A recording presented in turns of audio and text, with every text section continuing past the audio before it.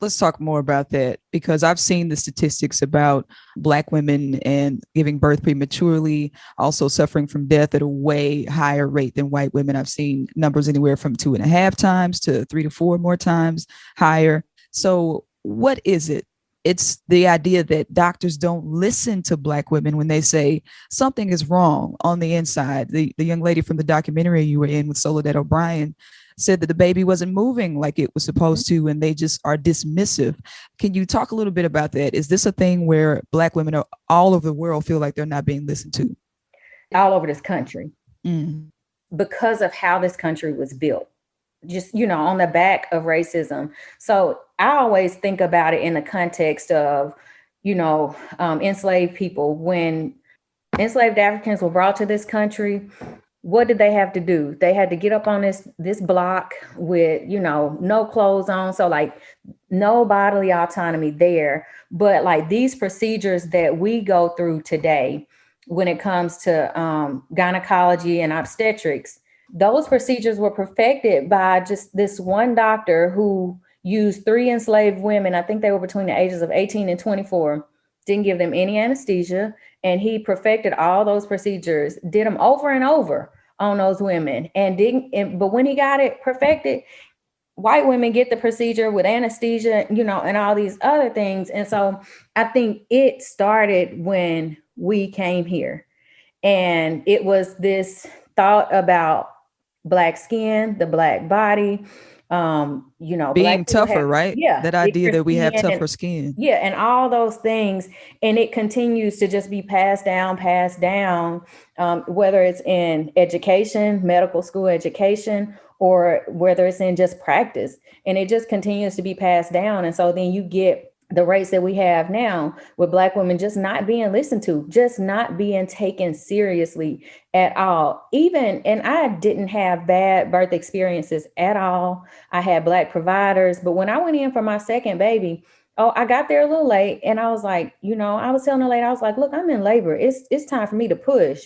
Mm-hmm. And it was a white nurse, and she said, oh, honey, you're not in labor. You'll know when you're in labor. And I was like, but I'm telling you, I'm in Mm. labor. And like 5 minutes later, a baby came. And so, Wow. I laugh about that, but I think about that in the context of, I'm telling you my pain is a 10. I'm telling you that I feel like I need to push. And you're saying, oh, no, you're not hurting that bad. Maybe because I'm not screaming, maybe because I'm, not presenting my pain in a way that you think I should present it. And so Mm-hmm. that's a lot about, like what happens to Black women in the system. And I think, white women are just more catered to when it comes to the healthcare system. And I'm glad you brought up the point about enslaved women being used to as experiments. The father of gynecology, they call him J. Marion Sims. I was reading in 2018, they finally took down the statue of him in New York.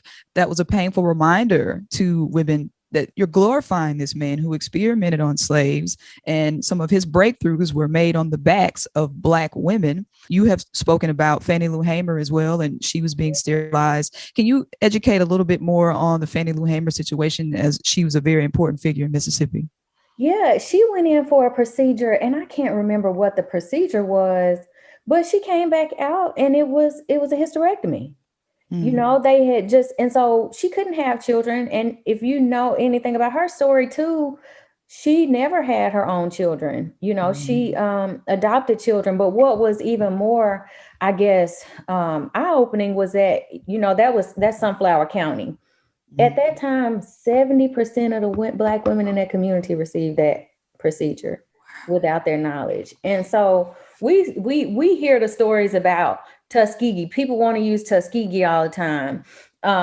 But we don't hear those stories of those women. And some of those women are probably still living Mm. today, so these things weren't like way, way long ago. And so then when we get to our families and we're not talking about certain things, or we're not breastfeeding, and they say, oh, Black women don't breastfeed, and all these things, without the whole connection to history. So Mm. and I think about Fannie Lou Hamer a lot, because it's this whole strong Black woman syndrome as well. She had all that done to her, but when she went to that Democratic convention and she went and talked, she talked about how they beat her in jail, you know. So Yeah. it's like, you know, and she died at a young age in my mind, you know, but look at all that she'd been through and look at all that America put her body through. And so that's what we as Black women experience a lot, is like just America putting all these stresses on us. We talk about like how Stacey Abrams mobilized and how this Black woman did this, and she's saving the day. But that's just putting more physical stress on our bodies. And yeah, we get the big, pretty outcomes, but at what expense?